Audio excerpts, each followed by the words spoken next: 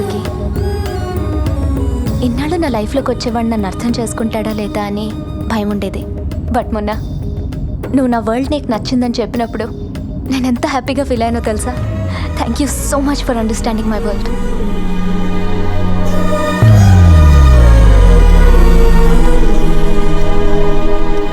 బావా, నేను అంకుల్ రమ్మంటున్నారు.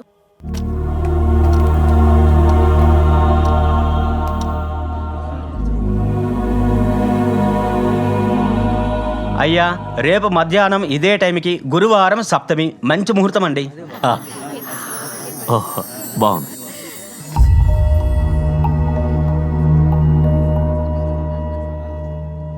రారా, రేపే ఎంగేజ్మెంట్కి మంచి ముహూర్తం ఉందంట. ఇప్పుడే ఇవన్నీ ఎందుకులే నాన్న? ఇంకెప్పుడు రా, వెళ్లే ముందే ఎంగేజ్మెంట్ చేసుకుని వెళ్తే కరెక్ట్ కదా? ఏంటన్నా ఇది? 10 రోజులు చూసిన తర్వాత అడుగుతున్నారు. అసలు నచ్చిందో లేదో తెలుసుకోకుండా మీరెలా డిసైడ్ చేస్తారు?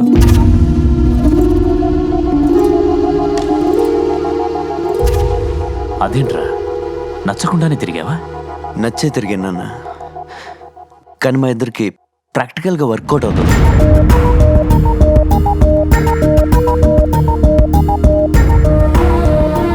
మా ఇద్దరు 2 డిఫరెంట్ వరల్డ్స్ నాన్న. మేమిద్దరం కలిసి ఉండాలంటే తన వరల్డ్ తను వదిలేసుకోవాలి, లేదా నా డ్రీమ్స్ నేను వదిలేసుకోవాలి. అది ప్రాక్టికల్గా జరగదు నాన్న.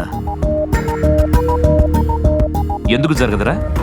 అన్నిటికీ రెడీ అయ్యే కదా డాన్స్ నుంచి అన్ని మార్చుకుంది. అదే నాకు నచ్చట్లేదు నాన్న. నా కోసం తనకి ఇష్టమైన నేను ఎందుకు వదిలేసుకోవాలి? ఎందుకు బాధపడాలి? ఎవరు చెప్పారా తను బాధపడుతుందని? బాధ ఎందుకు ఉండదు నాన్న? 20 సంవత్సరాలుగా ప్రాక్టీస్ చేస్తున్న డాన్స్ వదిలేస్తే బాధ ఉండదా? 6 సంవత్సరాలుగా పెంచుకుంటున్న కుక్క పిల్ల వదిలేస్తే బాధ ఉండదా? మోడర్న్ డ్రెస్సులు కానీ నాన్ వెజ్ కానీ ఇప్పుడు దాకా తనకి ఇష్టం లేకే కదా అలవాటు చేసుకోలేదు. ఇప్పుడు నా గురించి ఎందుకు అలవాటు చేసుకోవాలి? ఇప్పుడు బాగానే ఉంటుంది. రేపు పెళ్ళాక తన ప్రపంచమే బెటర్ అనిపిస్తే?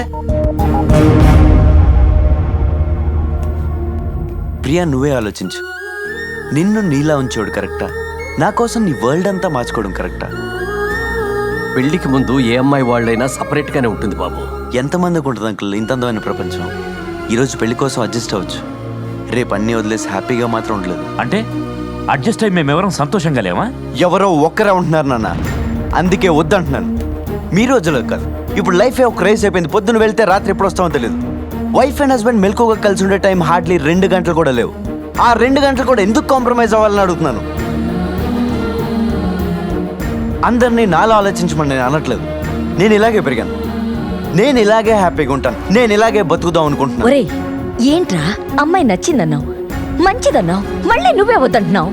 తాజ్ మహల్ అంటే నాకు చాలా ఇష్టం అమ్మా, కానీ ఇల్లు ఎందుకు అలా కట్టుకోలేదంటే నా దగ్గర సమాధానం లేదు.